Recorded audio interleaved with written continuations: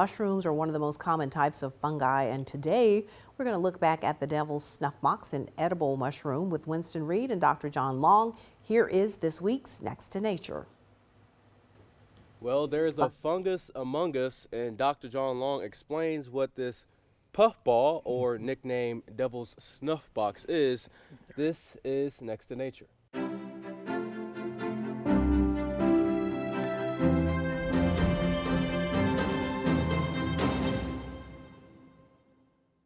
All right, Dr. Long, explain to us what this fungus is. Okay, so as you said, it is a fungus, and it's called, another name for it's called a devil's snuff box. I'll explain that in a minute, but you'll find these along old roads, which is what we're on now, next to fields. A lot of times they're in rotten wood, taking care of the wood. I mean, it will use it as a host. Okay. The way it starts out, it starts out as a white mushroom-like type structure, and as it gets older, maturing, it'll turn brown. And once it turns brown, it's time to release its spores. Okay. And if you notice here, there's a small hole, and that hole is created a lot of times by water droplets. When it hits the top of the cap here, it'll cause a hole.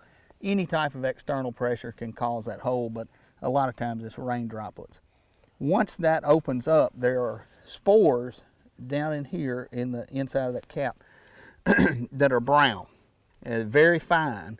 And the reason it gets the term devil's snuff box, if anybody knows what sweet snuff is, it's a very powdery type of tobacco. Okay.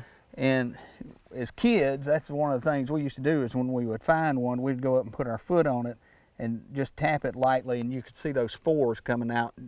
It'll puff out. It's almost like a chimney. Exactly. That's exactly what it's like. It's just like a chimney.